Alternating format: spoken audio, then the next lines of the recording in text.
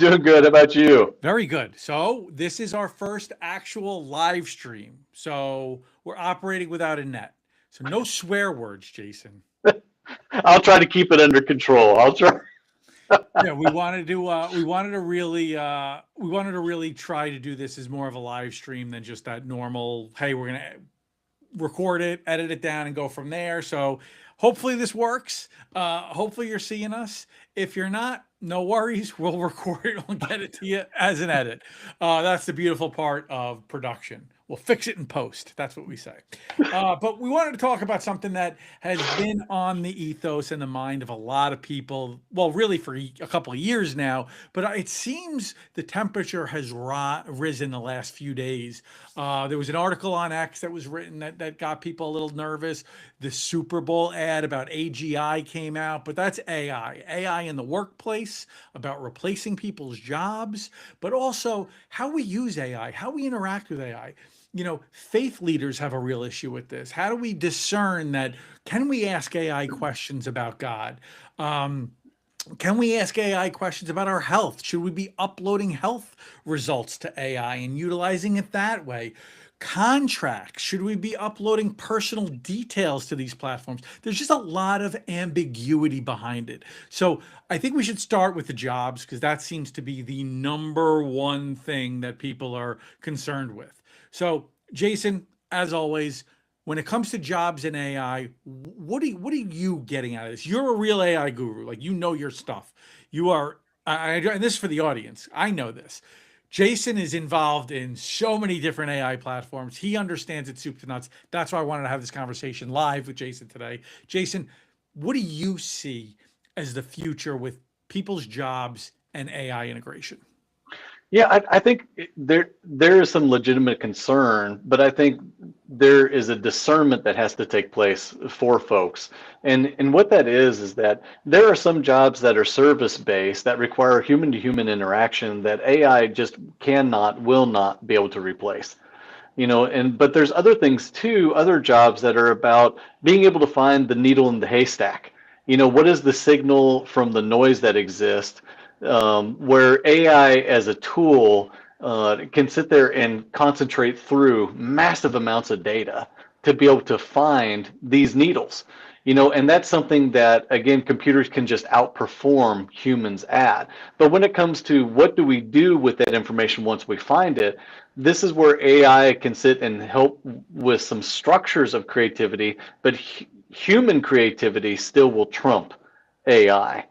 And so this is the idea of the two hemispheres of the brain, for example, that there's one that's more logic, centered and creative, where AI can be such an incredible, powerful tool. But the other part too is about humans and connections and emotions that AI can sit and sometimes fool us into.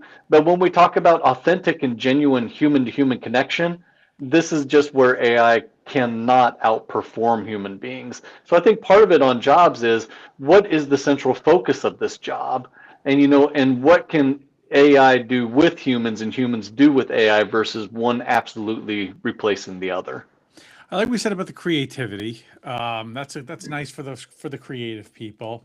Um, but I am curious about um, the tasks, like you mentioned, there are certain tasks that are able to be kind of folded into AI pretty easily and pretty quickly. I think anybody that uses AI right now knows that, right? There are ways to speed up this. Now, some of us are using AI like Google. That's just a fact. People are asking it questions and getting answers, and bingo, bango, I'm done.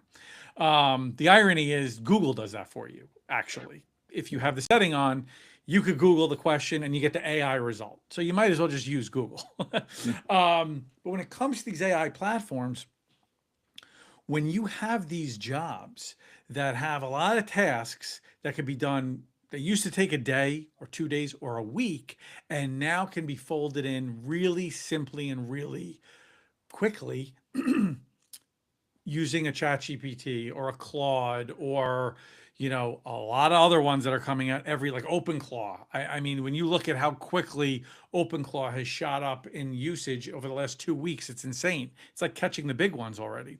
Um, That's where I think it starts to get a little interesting and maybe a little, I don't want to say scary, but it should incentivize you to look at your job and don't shy away from AI. See what you can do to optimize your workflow with AI. Obviously, with compliance, like make sure if you have some securities job or something like that, make sure you're allowed to upload stuff into AI. Because I know there's a lot of medical stuff there and legal stuff that you're not allowed. But check with the compliance, make sure they're cool with it, and do it. And then if you're done with your job at 10 a.m., don't be afraid of that, because now you're an asset. You know how to do things a lot faster than everybody else in your company. So take on more work. Maybe don't tell them you're done, just ask for more work. And when push comes to shove, now they say, okay, this person knows how to work with AI. They know how to use these tools to optimize their job. They could be doing the job of 3 and 4 and 5 people by delegating. And not to continue to go on, I was talking to somebody yesterday about this, and I said, I think what's interesting, a real interesting place to be is, somebody like me who ran businesses, who runs businesses. The one thing you have to learn how to do that is to delegate. And if you're also interested in AI, people like us, you and me, Jason, we go faster with AI because we already know what we shouldn't be doing. And so we're already trying to offload this work. We're like, I don't want to do this. This is something, if I had a staff, I would ask my staff to do this. I need somebody else to do this. Let me try to do this with ChatGPT. Let me try to do this with Claude or Gemini. And so we're pushing the envelope before maybe somebody that's not used to delegating responsibility. So I encourage everybody, look at every task you have, see what you can delegate out and see what you can't, because that will optimize your workflow as fast as humanly possible. Yeah, I think those are great points. Oftentimes in executive coaching, one of the things that I'll talk with clients about is a basic 4D model on handling work. What is it that I need to do? What is it I can delay? What is it I can delegate? And what is it I need to delete that I just don't need to be doing? What AI allows us to do is to be able to help figure out some more of these delegation type of things. Is what can I delegate to an AI agent, for example? What can I delegate to somebody else who's an expert in that area to allow me to open up my time to focus on the next level part of what my job can do, the creative aspects, the implementer aspects, that are human centered, for example. And so I think an example of this would be look at HR in the process of hiring. For example, is there's so many resumes or job applications that can come through, and especially on LinkedIn, when you see a job that gets posted, there's this number that goes up about number of applications, and you can see that some job postings, have hundreds of people who just applied for this one position. And so an AI model can take these applications, and you're telling it, this is what I need you to look for on baseline sorting. So maybe it's a certain educational, requirement. Maybe it's a certain professional experience requirement. Maybe it's targeted experiences. I can hand over something like that used to be human centered, and the person would have to continue to read and read and read. I can hand that over into an AI agent, and it can quickly find that needles in the haystack I was talking about a little bit earlier. So now when that report comes over, now that HR hiring manager can turn around and concentrate on the vital few and not the flood many. That's something, again, that one small example about how AI can augment our performance, but it still comes down to, we need to do the interviews. We need to have this feeling of social fit, cultural fit that this potential employee has to our team. And that's where AI, and there's some experimenting going on with this, but this is where I think humans still will trump AI for a long time to come, and allows that HR manager to focus on that aspect of the job while delegating off. So how much more freedom of time on that plate has opened up for that HR manager? And that's just one example, of how human performance with AI enhancement can really move businesses forward to allow us to focus on the higher level things.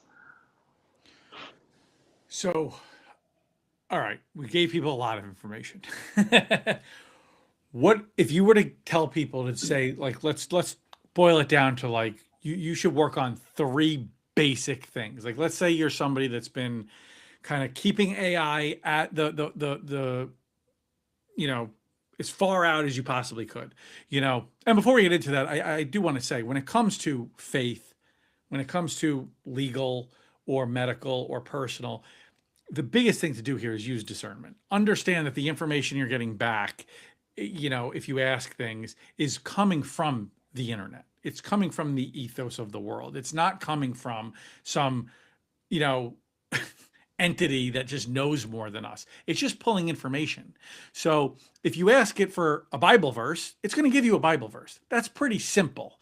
But if you ask it to interpret things, understand that you probably should be doing your own homework too. Like it's more of a back and forth than it is a thank you for the information. I'm going to now go do this, my overlord robot. Like that's not what to do with this. So we could talk more about that in a future episode about how to utilize this as a useful tool as opposed to just becoming like a mindless drone that takes all the information as fact and moves on with your life. Because that wouldn't be good for your faith. That wouldn't be good legally. I can tell you that. You're going to get yourself in trouble there because if there's one T that doesn't have the line through it, that whole contract could get thrown out. And certainly medically, because you don't want to scare yourself. I mean, just think of WebMD and how many people self-diagnose on WebMD. Well, again, AI is just taking WebMD and 1,000 other sources and maybe scaring you when, all right, you've notified yourself, you have some good information to go to the doctor with, but you should still go to a doctor. Yeah. But if you're somebody that's been kind of pushing AI off, right? You haven't wanted to deal with it. It seems confusing, even though it's pretty easy once you get started, and you haven't not a lot of experience. You've been treating it like Google, let's say. What are maybe 1 to 3 pieces of advice just to get started that you would give those people? Yeah, I think one piece of advice I'd give is, you know, we have such an advantage right now with YouTube, for example, as a resource that, you know, work on baseline fluency. And so being able to go to YouTube and just saying, hey, you know, what is the beginner's guide to AI? What is the beginner's guide to using whatever AI tool? Watch a couple of videos and just start to pick up that language and understanding.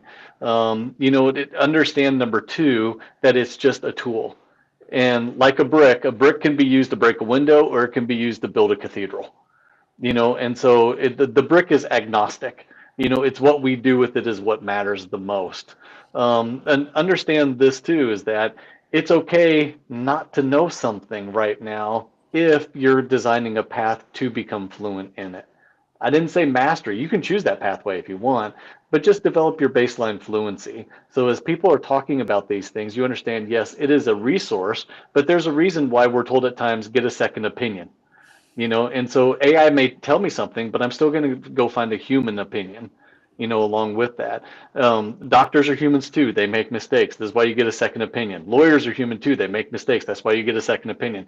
This is a tool at times of just a second opinion, but it's your discernment is what matters the most. I love that. I think that's a great place to kind of start wrapping up here. So you have some action items for those of you who have been a little afraid to get involved. But again, the most important thing is as you get involved, understand it is still a tool. It is not a deity. It is not an all-knowing computer. Don't be afraid of it. Toy around with it, mess around with it. I love what you said about YouTube. Watch some videos, see what you can find out there. And who knows, you know, you might find something that makes your life a lot easier, your personal life, your professional life, whatever it might be. But Jason, I want to thank you so much for joining our inaugural live stream today. Thank you. You bet. Hopefully we're still live. If we're not, like I said, you're seeing this on edit. But thank you, everybody. Please DM us, send us messages in the comments, whatever it is. We want to hear from you, and we look forward to talking to you more about this. Have a great day, everybody. Bye-bye.